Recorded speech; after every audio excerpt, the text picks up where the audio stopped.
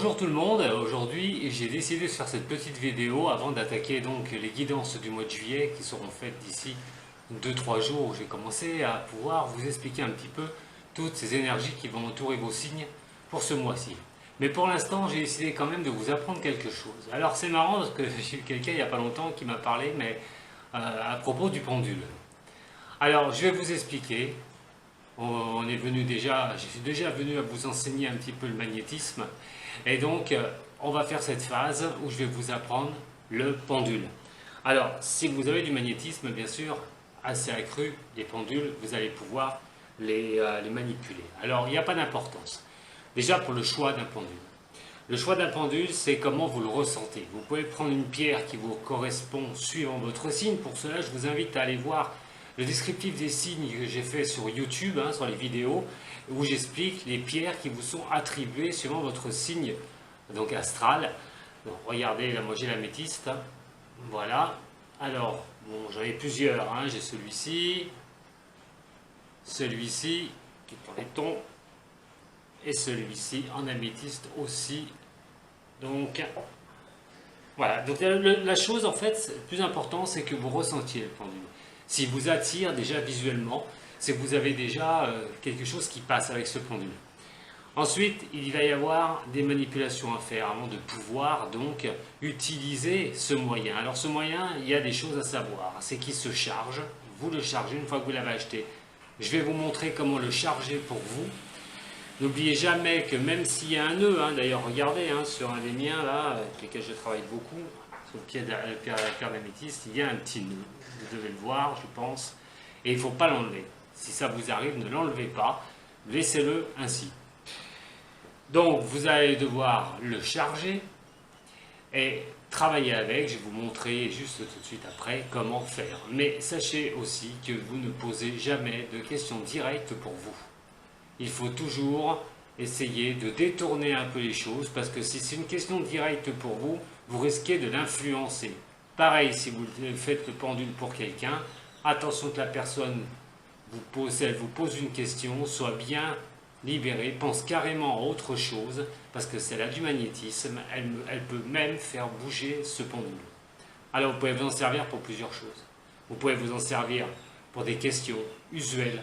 Il y a des chartes. Alors les chartes, je vais vous montrer, je vais vous en dessiner quelques-unes aussi, vous pourrez travailler sur celle-ci. Ça va du oui, la charte oui, non, peut-être. Ça va marquer aussi une charte sur à 100% à peu près à combien se situe la réponse. Alors le pendule va œuvrer entre 0 et 100%. Il y a plusieurs chartes que vous pouvez retrouver, vous pouvez même en trouver sur internet. Mais je vais vous montrer déjà comment vous allez les faire pour vous-même et vous entraîner donc avec ce pendule. Sachez que pour le faire, il faut bien sûr être serein, ne pas avoir trop de choses dans la tête, parce qu'automatiquement le pendule va très mal résonner à vos questions. Alors c'est une question d'entraînement. Bien sûr au début il peut vous induire en erreur, vous pouvez l'utiliser aussi pour rechercher un objet, en quadrillant un petit peu. Quand vous partez d'un point, il faut quadriller, le pendule va résonner à un moment donné, il faut repartir d'une base, tout ça je vais vous l'expliquer. Sachez ensuite que ce pendule aussi se décharge. Si vous le rechargez, vous pouvez le décharger. En le passant sous l'eau, par exemple, sous un feuillet d'eau, vous le laissez pendu comme ça, et vous laissez l'eau s'écouler le long de la chaîne, le long du pendule, pour partir, ça s'appellera le décharger. Pour le recharger, vous ferez la manipulation que je vais vous montrer. A tout de suite, donc, pour l'utilisation du pendule.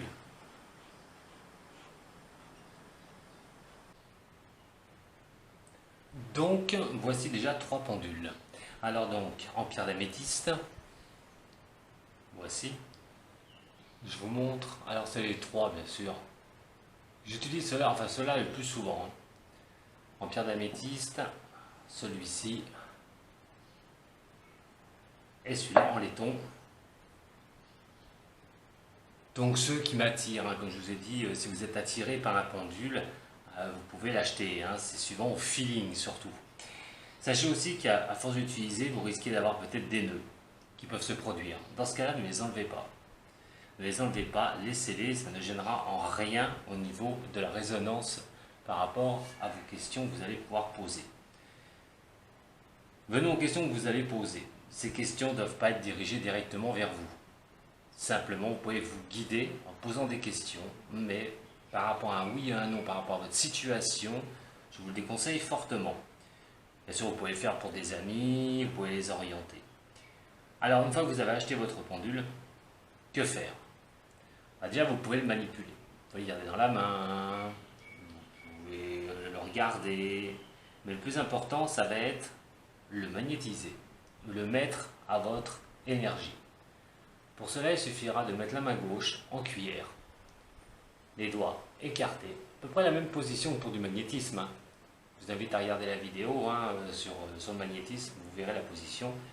Donc la main en cuillère et mettre votre pendule à 2 cm à peu près de la main, de votre main gauche, donc creux de la main gauche, et attendre.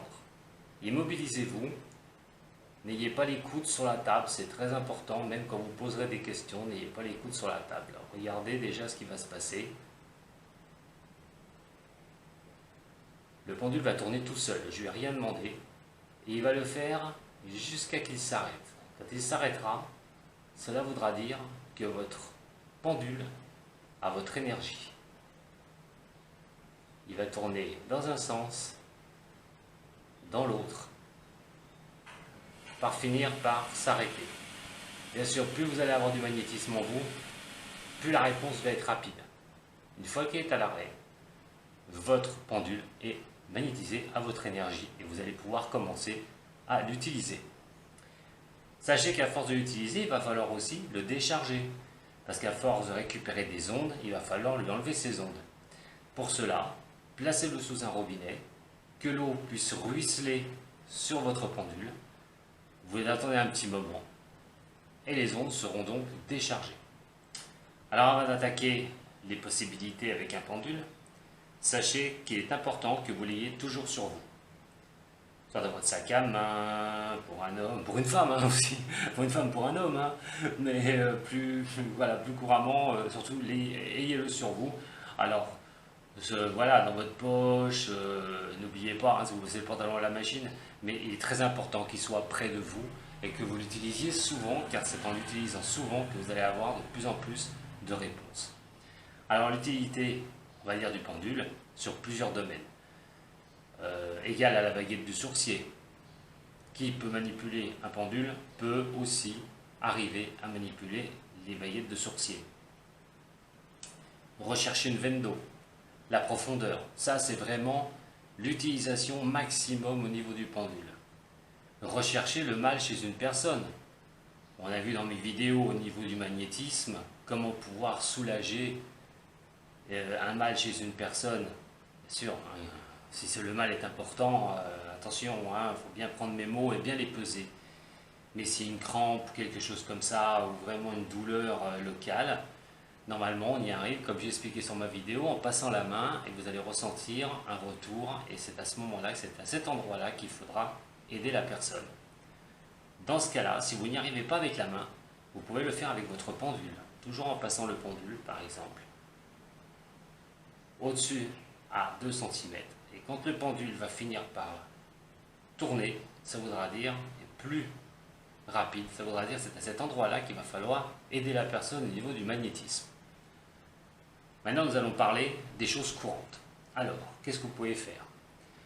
Alors déjà, vous pouvez vous amuser à prendre des petits bouts de papier, à mettre des chiffres, par exemple de 1 à 5. Vous les pliez, vous les mettez devant vous, vous les éparpillez. Avec votre pendule, vous serez capable de retrouver le chiffre qui vous intéresse. Mais il faudra faire le vide dans votre tête, de ne pas penser où il pourrait se trouver surtout, de faire le vide dans votre tête et laisser le pendule en plaçant sur chaque bout de papier le pendule agir. Il vous dira oui, non ou je ne sais pas. Et justement, on va y venir. Alors, comme j'ai dit, je vais prendre celui-ci. Alors une fois que vous avez donc magnétisé votre pendule, mis à votre énergie surtout, le plus important est toujours de le tenir à 2 cm à peu près de la table ou de la charte qu'on verra tout à l'heure. Toujours le pouce et l'index, non crispé, surtout pas, et la chaîne dans votre main, comme ceci. tenez toujours votre pendule, les deux doigts vers le bas. Ne mettez pas votre coude sur la table, surtout ça c'est très important. Et maintenant à savoir comment il va vous répondre. Alors avant d'attaquer, il faut toujours demander à votre pendule si vous êtes prêt à travailler avec lui, ce qui est très important. Alors voilà, je vais lui demander, alors est-ce que je peux travailler avec toi aujourd'hui? Donc dans un sens, voilà, il va me répondre. Et la réponse est oui. Moi, il va raisonner sur la droite en cercle, la réponse est oui. Donc retenez que pour moi c'est oui, mais attention, pour vous ça risque d'être de l'autre sens. Ça ne veut pas dire que le oui est à chaque fois dans le même sens. Si il vous dit oui et qu'il tourne vers la gauche, ce sera donc sa manière de réagir avec vous. Alors une fois que on lui a demandé de travailler ensemble, on peut travailler avec lui. Mais maintenant, voici les différentes réponses du pendule et surtout ses différentes positions. D'abord, on lui demande sa position de recherche. Toujours avant de commencer, demandez-lui de se mettre en position de recherche pour voir qu'il raisonne bien avec vous.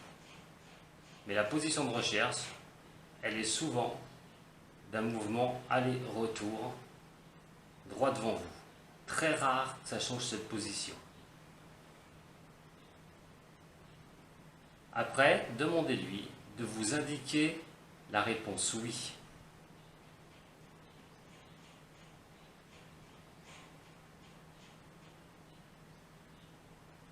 Ne bougez pas votre main, ne bougez pas votre coude, ne bougez pas votre main. Essayez le moins possible. Et vous voyez que moi la réponse oui tourne à droite. Demandez-lui maintenant de vous montrer la réponse non.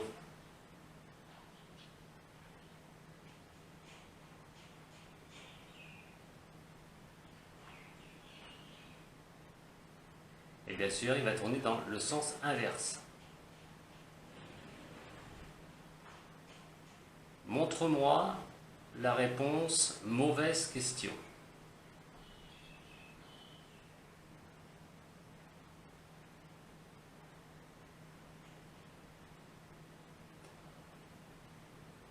Alors vous voyez que ça part du haut vers la gauche en allant vers la droite, diagonale. Pour moi, attention, mauvaise question peut être dans l'autre sens pour vous. Indique-moi la question peut-être. La réponse peut-être.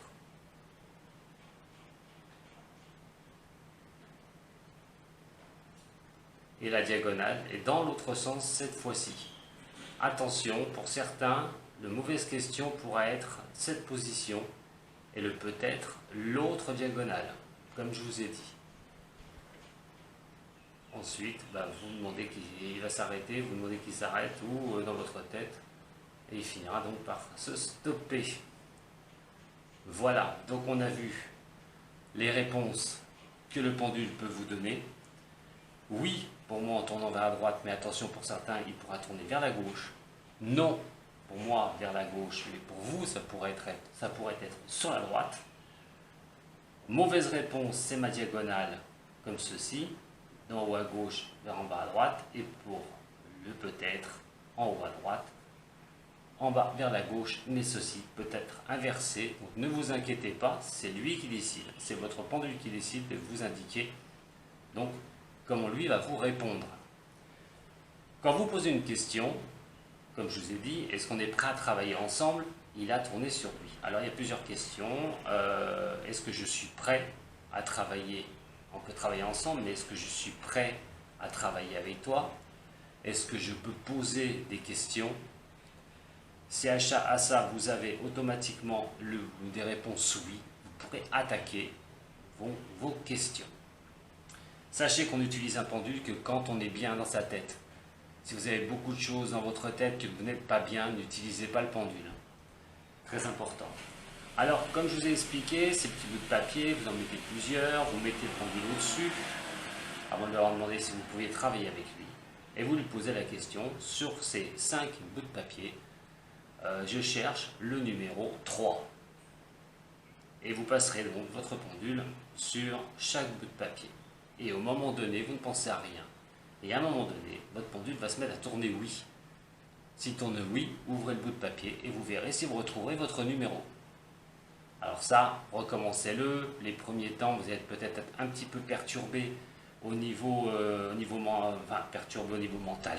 C'est un grand mot. Vous allez peut-être aussi, voilà, vous allez peut-être penser à des choses, ça va peut-être fausser la réponse. Donc c'est des petits entraînements comme ça qui vous seront utiles. Alors, vous pouvez travailler sur des chartes. Alors les chartes, qu'est-ce que c'est? Alors j'en ai fait une ou deux là pour vous montrer. Alors, vous pouvez les faire vous-même, vos chartes, pas besoin de les acheter, c'est suivant comme vous avez envie de pratiquer. Alors on va retrouver la charte, très simple, cette charte-là, celle-ci. On va enlever pour l'instant. Cette charte est disposée d'un trait que vous allez pouvoir tirer et d'un demi-cercle. En son milieu, vous allez le séparer en deux avec un certain couloir. Ce couloir sera simplement la position de recherche. Quand vous allez positionner votre pendule ici. Voilà. Quand vous allez le positionner, pas de coude sur la table, je le répète, pas comme ça, mais le coude levé. Ne crispez pas et vous le placez sur ce petit rond. Quand vous allez lui demander la position de recherche, automatiquement, il va finir par prendre son... Ouais, voilà, moi déjà, vous voyez, il répond déjà, donc il va aller en mouvement avant-arrière. Bon, après que vous avez demandé si vous pouviez travailler avec lui, bien sûr, ne le faites pas avant. Une fois que vous aurez mis donc votre pendule sur le petit point du milieu, posez vos questions. Donc il ira sur oui, sur mauvaise question, peut-être ou non. Alors, voilà, je lui ai déjà demandé si on pouvait travailler ensemble, donc je ne vais pas lui en demander. Par contre, allez, on va poser une question. Est-ce que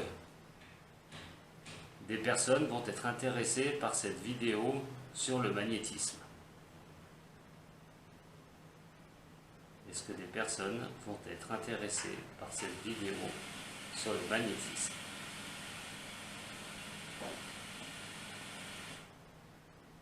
Et la réponse est oui. Vous le voyez sur la vidéo. Merci déjà. Mais vous voyez, il va sur le oui. À chaque fois que vous posez une question,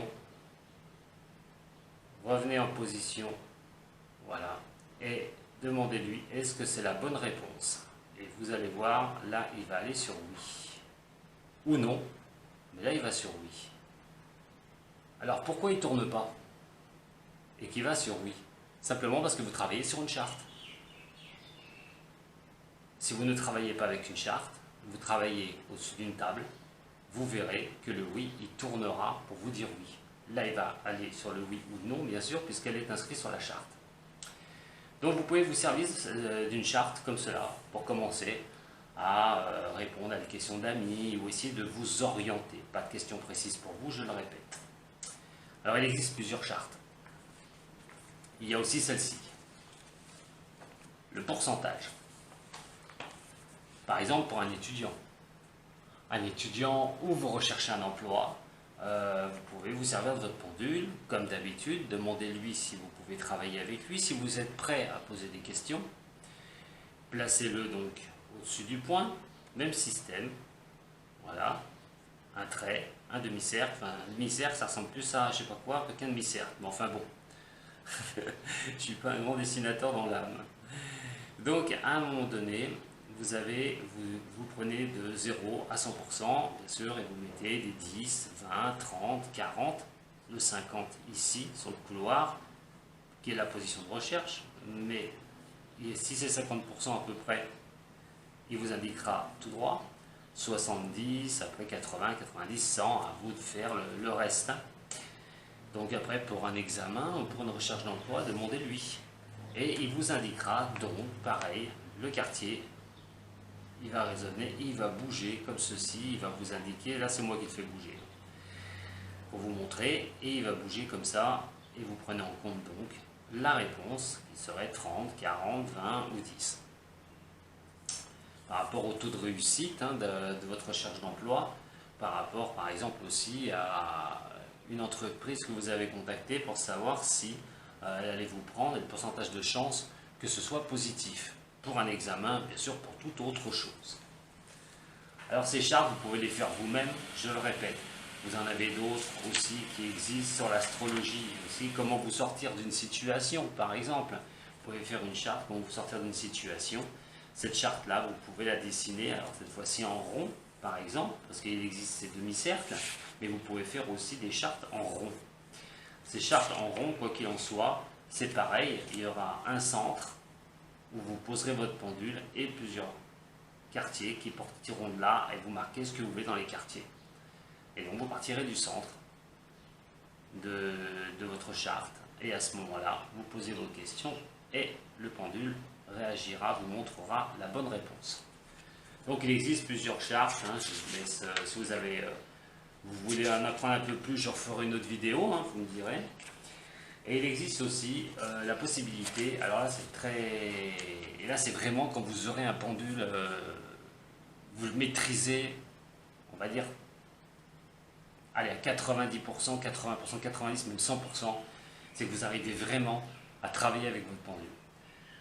Je l'ai eu fait dans le passé, j'ai un peu abandonné parce que ça fatigue énormément.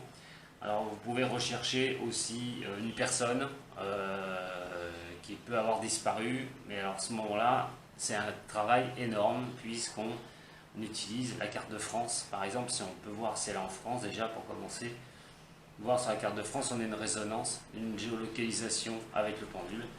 Mais c'est un travail très méticuleux et il faut s'y reprendre à plusieurs fois pour pouvoir quadriller les zones. On va être plus simple. Vous allez dire à un ami de vous cacher un objet dans une pièce. Voilà.